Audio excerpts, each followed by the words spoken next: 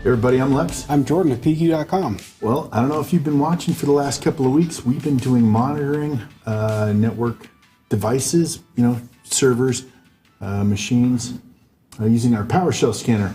So this is episode 3. We've actually had episodes. That's 3, awesome. Yeah. Have we hit syndication? Yeah, that's right.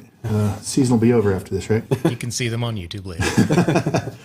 But today we're going to take everything that we did for the last 2 weeks, and we're going to make it into a dashboard so that, you just use your eyeballs and see what's going on. Jordan, thoughts, comments? So, week 1 was kind of a proof of concept. One of our users had the idea, and we kind of built on it. We built the scanner. Once it was working, week 2, we built, we're going to say a very quick and easy but not great history. Yeah. And so now we're going to go and we're going to ignore the cheap history, and we're going to do the right way. We're going to take every scan, we're going to put it into a time series database. Now, the thing I would definitely say about the history, that quick and dirty was, just show you how to do it. But we found a better way that doesn't impact the performance of inventory now. So I guess we should jump into that, you think? I suppose. Suppose. So what we're going to be doing is Influx. I've lost my mouse. There it is. InfluxDB. It's just it's a free one that we downloaded. It's a time series, so when you put data in there, it keeps it with down to the nanosecond on timestamp. And then we're going to use Grafana to query all the data that we have to make pretty pictures. Now, the nice thing about InfluxDB is it just kind of works well with PowerShell? Kind of. So InfluxDB is built for Linux. 95% of the documentation you find is going to be for Linux. I used Windows and PowerShell because that is what I'm familiar with. Okay. If I was trying to do that, I would have been a steep learning curve for Linux and Influx, which would have made it a bit difficult. What did you just do that I interrupted? So this is the installer from Influx. They actually just give you a PowerShell command if you're using the Windows one. They also have you just drop down. They have one for Docker or a Linux-based one. The Windows is the newest version. It just left beta a little bit ago. It does work, but it's hard to find as much help documentation for the Windows one. It's just, you stick with what you know. Okay, so you ran a wget to grab the file, and then did it automatically expand it, or did you just make one long string out of it? So there's just 2 different lines. So the first one downloads the file. The second one is opening the zip up. Excellent. And that's just going to put it, I guess we'll go find it in program files. And just so you guys know, we've already done this, and we've been collecting data for about a week now. So we wanted to show the install. That's what we're doing now. Yeah, we're just kind of on Bugs Bunny, different machine. We're showing all the steps, and then, so we have a history of data. We'll go to the one that we have pre-built. Excellent. Okay. All right, and that's pretty much it for Influx. You have to run this InfluxD, which is the Influx daemon. Mm-hmm. You can run that from a command prompt, but it's only going to be functioning while the command prompt's running, or you can build that as a service. Oh, I can see a service being much, every time the machine starts up, it fires up. So how do you do that? Well, first we're going to do Grafana, because Grafana comes with the tool that I use to build the service. Oh, that's nice. So this just, the website here is just grafana.com, but I have it pre-downloaded just to save time. Now, Grafana does graphs. Graph? Yeah, it just queries the database. It has a plugin already for Influx. And that's what we're going to be using to actually build the dashboard, show actually graphs, that kind of thing. Absolutely. Okay. All right. So let's run in. This will give us, it's called NSSM that I'm going to use to build the service that will let us run Influx in the background. What was that acronym? What did that stand for yesterday? I don't think that's webcast appropriate. You can say it. It's non-sucking. Non-sucking. Oh. Service maker. So I used the wrong I know you one. said something earlier yesterday in the planning meeting. That incorrect was not one, the correct I guess. Yeah, that's a good point. But I did look it up after. Hey guys. Hello? It's not an acronym, it's an initialism. Initialism. You're right. Time frame. Is that what Someone it will is? learn that. Yes. I'm never going to learn that, man. It's going to be an Everybody- acronym forever. This is where the whiskey is, so I'm just gonna come grab some. I'm going to make it a portmanteau and call it. All right, we'll give you that one. Good luck, guys. I thank you. appreciate it. Hey, that looks tasty, actually. It's nice to get support. Yeah, I'm just gonna make sure I do it in front of you. I'm glad you're taking the pinch drinking seriously. Yeah. Shane, did you want to take the bottle with you? No, that's okay. He's going to leave the bottle with us. He'll be back. All right, and then just in Grafana Labs, they just have this SVC here where they have the NSSM, and it's just I have to run it from the command line. Oh. Or maybe not. That should have run. Run as administrator. What am I missing here? The non-sucking service manager. That actually is what it stands for. Look at that. Well, I was able to double click this You before. doubted me. All right, so I guess we'll open it in the command line and see what happens there. Again, this, you could just fire it up and it would run, like you mentioned, as long as you left that command window open. But again, you're going to be wanting writing to, boy, I am not even drinking today and I'm stuttering. You want to be able to write to that database all the time, so we want to make sure that's running anytime the system that it's on is running. So. Wow, it's really, okay, I guess we want to, Name your service. what's the install? I promise there's a GUI. Oh, there it is. Nailed it. Nailed it after a couple of shots. Apparently I stopped paying attention after I got it to work once. Isn't that the way, you just get it there, and then if you have to do it again, just figure it out again later. Absolutely. So also doing is I'm finding the path to the InfluxD.exe. Okay. Opening that, we'll just call this influx. With a /. I don't think that's going to go. No, you're taking typing lessons from me. You're doing well. You're going to graduate today. And then I set a startup automatic, and display name is not super necessary, but we'll do that. All right, so now it should be up and running without worrying about it. So we'll test that by, there's a config file you can do where you can set a whole bunch of information. We're just doing the default just to kind of highlight what's going in there. Mm-hmm. It's going to be localhost. And I believe 8086, he said without checking. I like the way you narrate your own. You need to have Morgan Freeman's voice when you do that, though. There he was, attempting to find port 8086. Well, let's take a look. Is that a reference to the old architecture? I have no idea. Let's make sure we actually started the service. I built it. I don't know. It's automatic on next restart. Here we go. It's is not started. All right, we are discovering things together. Wow. All right. So now we do this so you guys, we know you're going to run into the same problems. We just want you to see it live. Do you want to set that automatic in the settings? It says just automatic. It just didn't start initially. In the future it will. This is just an example of the initial setup. So there we are. All ready. Wow. All right, and then it's just the default settings, which user is Lex. Password is, I can't repeat that. Swear word, something I can't say. Not illegal. Not without losing your job. And I like my job. I can't believe you could type that twice without blushing. We'll just name the organization PDQ, and the bucket is webcast. We have a really good color correction system, Lex. Oh, well then. Cuts out a lot of the blushing. And this one is going to do quick start just because we're kind of... Boom. That also helps because Lex is in fact colorblind. It helps everybody but me. that's the point. Yeah, and what we're going to need from this one is, like, there's various tokens, and so if we go to the members, there's the user Lex, and then about is where we can get the token IDs. These are all the tokens that we're going to need. Okay, so just to make sure I'm understanding, these are the tokens we're going to need when we're calling PowerShell to put data in here. Absolutely. Okay. Very important. Get your phone out, take a picture of that. Yeah, and so the tokens are generated dynamically as user IDs and all that, and that's just where you can find all those when we are doing the sync. Okay. All right, and now we did install Grafana, which means we should just be able to do, I think, port 3000. It's the same thing. He said to himself with a question mark. With high belief. I believe. There we go. All right, and this is the same one. I think it just has a default of admin. You might want to change that if you're doing this at home. I've heard you should. Password we're 123. We're going to skip the password change because we're not going to keep this around anyway. Yeah, this is all getting blown away. Jordan gets all of his password suggestions from Linksys. That's right. All right, so now we have Grafana, we have Influx. Now it's all about getting the data, putting it where it needs to be. Okay, so basically, guys, you get this set up. I'm sorry to step on. I just want to make sure, get it set up, make sure you get your service going on Influx, Grafana's, and then now it's PowerShell time. Well, first, I'm going to the data source in Grafana. Okay. InfluxDB is built in there. Okay. The Flux, I believe, is for Influx version 2, okay, which is what we're using. If you're using an earlier version of 1.9, I think it's the other one, but we're using the Flux, and this is where you come in and grab all that information from it, so we know server information. Like they defaulted with, but didn't keep it.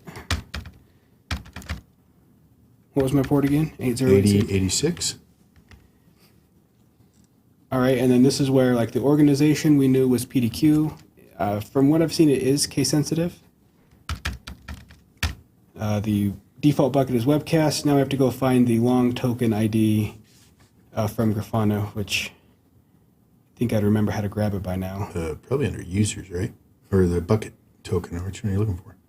Well, I'm looking for the user token. I would click on the user guy, the little dude up top. There we go. But this one's not. I mean, you can pull up the user itself. It's not even changing. There's a very long token string that I'm drawing a blank on, which this is a good time for it because we don't have any of those. Well, while you're doing that, do we have a question I can attempt?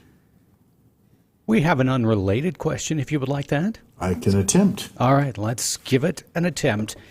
Hi, unrelated to today, but getting a lot of queue jobs in PDQ at the moment. Should I upgrade my memory from 8 gig to 16 gig? We run both products on the same server. Thanks, Paul, lowercase I.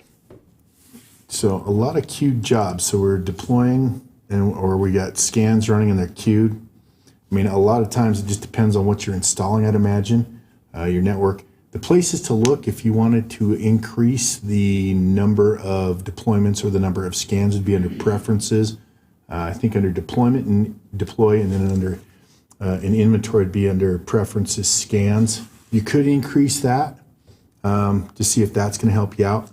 The other thing is I just, depending on what you deploying. Yeah, I would say the answer is yes, but it also depends on the number of computers that you're talking about.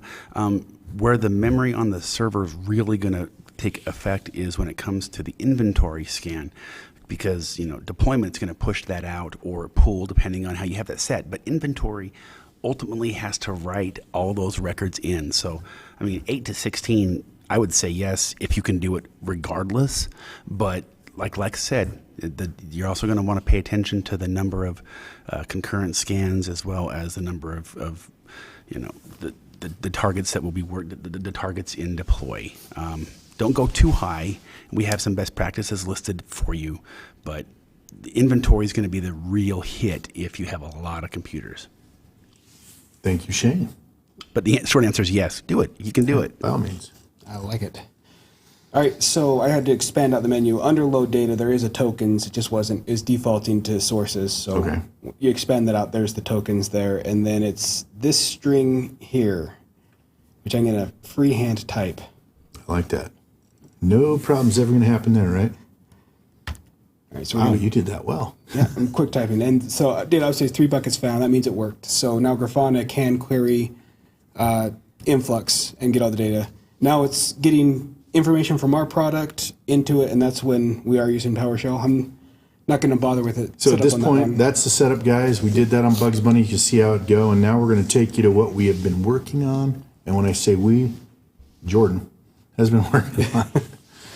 All right, so the first thing we're doing is we're grabbing everything from the scanner that we built in week 1. Mm-hmm. We don't need the history. We're doing away with the history. We just want that 1 week. I have that set to run every 30 minutes, and then this PowerShell script runs every 30 minutes on a 15-minute stagger. Okay. So it pulls all the data. 15 minutes later, it writes it into Influx. Okay. And then I found you have to specify keep headers on just to make it easier with the data, and then this is just a PowerShell query. This string here is specific to that PowerShell scanner. So you can find this either if you open up SQLite browser, you can go through and find it, and it will be listed in there. Or if you export that scanner and open the XML, that string is in there. Everything else, the PowerShell scanner underscore and underscore view, that's the same. You just need that string there for whatever that scanner is. Excellent. So if you don't want to do the SQL browser, just export the scanner. You should be able to find it in the XML. All right, and then unfortunately, when you bring in something with a SQL query, it's pipe delimited, and everything's a string. Yep. And for this to go into Influx, what we need is for it to be a hash table, not a custom object that comes in. So we convert from the CSV with the pipe delimiter is listed, and then we're going to go into each row of that, and we're going to give it a defined item or defined type, whether it's integer or timestamp, and then we're going to put it into a hash table, which is this is the part we're putting in the hash table. And the last part, this is the write influx. Specify the server. The measure is just server. There's a couple of pre-built options. I just use it because it's easier. This tag, this is where we're specifying the computer name we're tying the data in. So if it's Guinness, we want Guinness's scan in there. And then metrics is where it's just putting the hash table. Okay. And then this is where I hit my biggest sticking point. If anyone wants our token There it to is. the active database. Type that. Okay. Record that right now. We will end up deleting that later, obviously. But So the PowerShell that I'm using is only works with version 1. Version 2 has different authentication. There's no way with this PowerShell scan. you're talking version 1.9, right? 1.9, yeah. 1.9, okay. With 1.9, you can just give a credential object and pass that through. With 2.0, you have to specify the bucket, the organization, and the token that we went and found earlier. We did find from the GitHub, this RStudio has a fix in there to allow for version 2. I read through it. It looks very good. The person that created it said it was fine, and Jason Noonan read through it as well. We agree that using this version of it does function if you want to do it. So if you have 1.9, you can use the import module, install module influx as is. If you're using 2.0, you're going to want to pull from here the code. From ours. Just clone this pull request, and that will give you all the variables you need. Excellent. Just copy that in. So a little caveat there. Yeah. Depending on your version, make sure you've got the right. Yeah, the right version. So 2.0, you can't just do install influx out of the gate, or you can, but you're still going to want to go through and find the pull request and copy that in. Or if you just look what it is, you can make that change yourself in the code. So this sounds very complex. It took it took you about a day to get it figured out, and then the rest was building stuff on that. So I was very frustrated because everything seemed like it should be working, but it just wasn't. And that's where Jason came in and he found out that it wasn't passing the proper authentication. Okay. And he helped me out with that. And once we got that, it's just running great. Is this PowerShell available? I was supposed to do that yesterday. I will put this up. Sans our token, obviously. Yeah, our token. Something tells me we're going to be deleting. Put your token here. We're going to be deleting this one in the near future. But the nice thing, you've already figured it out. So if you guys are using the similar scans that we did and the whole bit, this should plug in really nicely for you. Yep, and then I just have PowerShell running just in test schedule here. Okay. If I can get Should that. we have the token as an environment variable rather than hard coding it in? And maybe the server as well? I mean, we probably could, but this isn't running within our product, so it's not going to be able to expand variables from a product. So I could define it as a variable up top, you mean? Like, are you talking about as a parameter? Yes. Okay, yeah. Yes, Rather than parameter. hard coding it into the script. Yeah, I'll make that change. I'll go through and I'll put the 3 key things as a parameter, so you only have to change it up top. Thank you. That's best practice. I should probably know those by now. Just trying to So highly overrated. Brush off Best those, practices are cobwebs. so highly overrated. Okay, so now we've been writing data in. That's that task you've got going on, right? Yeah, and it looks like that process hung or the window's stuck. Here we go. So now if we come into Influx on our system, this is just because everything's been coming in since when we got this figured out Monday morning. Okay. And I'm using this to find the data I'm looking for. So if we just come to webcast, that's the bucket we're putting it in. Okay. Server, but I'm not specifying a specific server because I want all of them. And then you can choose anything like, let's say, free memory percentage. I don't think I have Okay. anything like that one. We can just hit script editor. And this query that it builds for you is actually what you can put right into Grafana. And this is the Flux language. Oh, wow. Okay. And that should pull it in for you. Time out. It's going to write it for you. You just got to select what you want. Yep. It seems a lot like our product. So you want, let's see. Well, I don't want to do a query. I want to do a dashboard. So we're going to come to our dashboards here. We'll start with, we'll just build a new one in here. And then we'll kind of go over what we have in there. Okay. So add panel, just down here in the query. Paste in your query. Put that in there with no transforms or anything. You can give that a test, and it should, because I didn't fine-tune anything, it is grabbing every machine and just throwing the memory out there. So this is not So you'd probably want to put something like, I want to Not see exactly anybody who's usable, got... over a certain level, and you can remove, give it a title for one. This is running pretty slow for me. Sorry. So basically what you're showing here is pretty easy how to put this together. Have you got some that are built that we can see? Yeah, once it's in there, massaging the data becomes a little bit of work, and instead of going through that, we'll kind of go into what we have existing. Yeah. So let's go to our... Let's see the master dashboard you built, because that is actually kind of cool. You want to discard that. So the first one that I built was the, what was it, CPU utilization? Yeah. Because that's what it was running when I first named it. So 6 hours here, we're going to go back to the last 7 days. We don't have that much data, but it should update here in just a bit. There we go. And this is the C drive percentage that's free. Mm-hmm. We're looking for anything that's below 35. It puts it in the yellow, grabs it here, and then goes into red once it's below what I said. So August 5th, that bottom one looks like it dropped from what? From 27% free to 26. Oh my goodness! Yeah. I know, it's a danger zone. Danger. This is a same thing. It's just in a bar graph. Okay. And then this other one, the temperature keeps on dropping on us. Let's go change that to. Right. We'll go change our. So normally you could go in here and say, I want to see in a different color. Stupid microverse. I want to, instead of 40%, we'll say 30%. Change the color on that so that I notice it, right? Apply that. Yeah. So now, if you have any of your hard drives that are getting warm on this one, it will give yellow and then red. You can set the threshold. So it just kind of monitors the temperature. It just kind of gives you a dashboard, and anything that starts warming up, you can see it there. This other one looked a lot better when it was only for the last 6 hours. Yeah, CPU utilization. Yeah, this is CPU utilization. We're only looking over a certain percentage, and then you can just kind of see what machines are over there.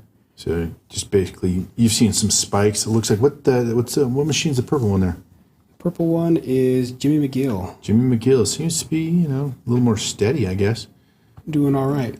And so just to kind of see what this one was pretty much out of the box. Okay. We ran I built the query for this one to grab CPU utilization from Grafana, and I didn't really do any customization at all. Can we do this? Let's just go rebuild that query right there that you've done in Grafana so I can see how it's done, because I got a bunch of stuff I want to build. So you want to see it show me. You're going to go select basically like you did before. So webcast server, and then just instead of filled C drive, we're going to go and find, I don't know, what was the name of that one? I think it was... We're limited on space here. It's pretty compact. Can you drag that a bit? There we are. I think it was CPU utilization, wasn't it? Yep, CPU utilization. So it's just that there. So if you go with script editor, that will build that one. Okay. That query for you. So it's pretty easy. You just want to specify, we'll go back to the builder. The first part, you name the bucket. Okay. If you want specific servers, like the server might not be necessary so much on this one, I probably could go straight to filled. Okay. But if you want to specify certain servers or grab just those. I just want to see these machines. Yeah, you just want to go through each filter. And then I just chose to go from server to filled. Okay. I appreciate that. Just it's going to make it so much easier for me to build these next week. Yeah, so this one's pretty straightforward out of the box. But if we go look at a different one that I took some a little bit of work to get to show up. Mm-hmm. I'm not saving my changes. That's why it didn't stay yellow. Oh, yeah. We'll go into critical services and processes. Oh, we kept that. Remove that one. All right, so basically we're grabbing in that one VMware tool service, the spooler service, and we're looking for the PowerShell process. Mm-hmm.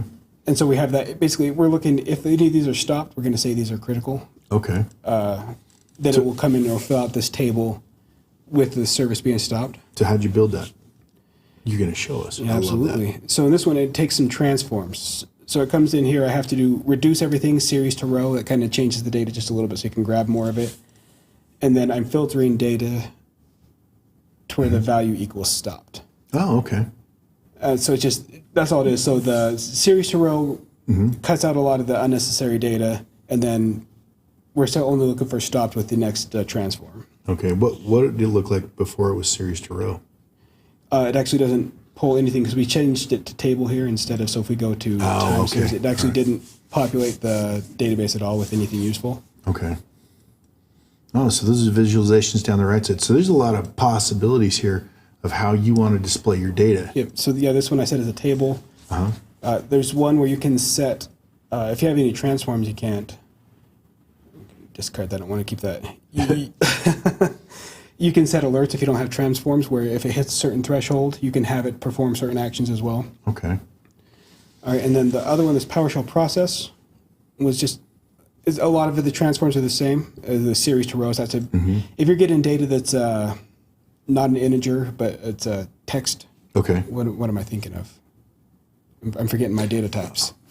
String. String, yeah. If it's a string, I've found the series to row is almost always going to be used, at least for my stuff. And basically, I'm looking for greater 0, because if you remember that one, we found the process ID, and if it wasn't running, instead of saying any sort of string, we put it to a value of 0. Yeah. And then we came in here and we changed the field names to computer and process ID. Okay. Just to make it a little bit more readable for you. So now if you have PowerShell running on these ones, you can see which ones have it and the process ID if you wanted to go and do something to kill that process ID. Yeah. So I'm sorry, it's a lot, but once you dive into it, it takes... It seems, you're making it look kind of easy, right? The initial setup seemed a lot harder than just kind of going through there and looking for data. Once you get here... Yeah, once we get the data in, so the installs are very easy. Getting the data in with that PowerShell should work. And then once you have the data in, maybe it's just I'm unfamiliar with Grafana, but I struggled pretty hard to get the tables to properly show up. But the last one we're showing is we get a lot of security concerns. We want to know certain ports or if there's key ports. I'm doing 7680, and this is giving me all the machines that have that port open for all you hackers at home. Exploit, yeah. 7680, I believe, is the Windows Update port that's used. So there we go. Those would be listed there. So, and again, how did you put them all there? Obviously, that first one we had multiple graphs. You just built it in different sections. Yep. So each one, you can either come in and you can do a new dashboard, and that'll be blank when we can pick it. Or if you come to an existing one, there's just an add panel. Oh, okay. And you can just drag and drop that in empty panels where you can fill out everything new for that one. Build your dash. Yep. So this is everything I could think of out of the data we had that kind of track, but there's a lot more you can do with it if you dive into it. So I would recommend give it a go and see what you can build. I bet you can do some pretty cool stuff with this. And the good thing about that is, ultimately, once you get the data there, you can work with it until you get the dashboard you want. We just kind of, you threw this together. And I had Stephanie came by to help me with some database logic, and Jason helped me get the initial scan data into Influx. Without those two, I'd probably still be spinning. There was a lot of help that went into this one. But yeah, guys, I would suggest you check it out. It's a dashboard for you that you can see specifically what you want. And the other nice thing is, if you've got, say, a boss or a colleague who wants to see the data, you can point them at the website and give them a login. So you could just put a TV over your section where you kind of have it makes it look like you're really on top of things. There you go. You can go right back to ignoring it. I like it. You can go back to ignoring it. We got any questions? We have one question that we could hit. I bet I know who's going to win swag today. Well, we already have. Yeah, exactly. Dear Alex and Jordan, I'm trying to find non-approved software on the network running an applications report. Is there any way to exclude software, approved software, and not exclude computers with said software installed? I'm trying to reduce the size of the report. Sincerely, Shannon H.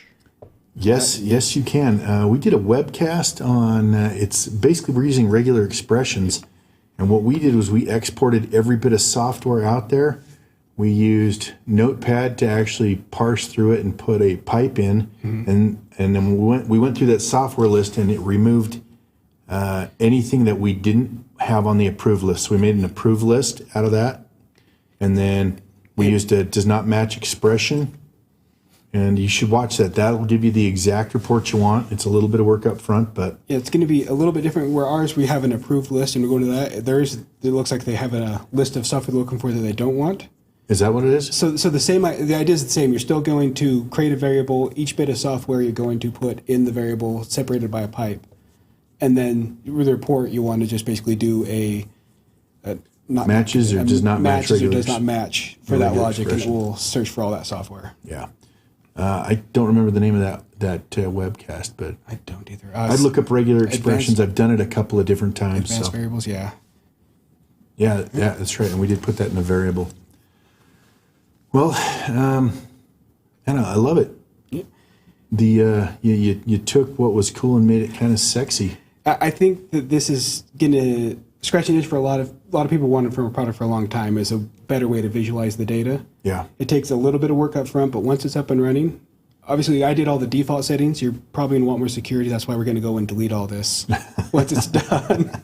But once it's up and running, you can, at this point, automatically every 15 minutes or every 30 minutes, it's going to check in and update your dashboards for you. Yeah. Well, I guess that's it. Yep. I'm Lex. I'm Jordan, PDQ.com. Thanks for watching. Thanks for joining our webcast today. Congratulations, Paul I. and Shannon H., winners of PDQ swag. Send us your info at webcast@pdq.com. Thanks again for joining us, and we'll see you back here next week.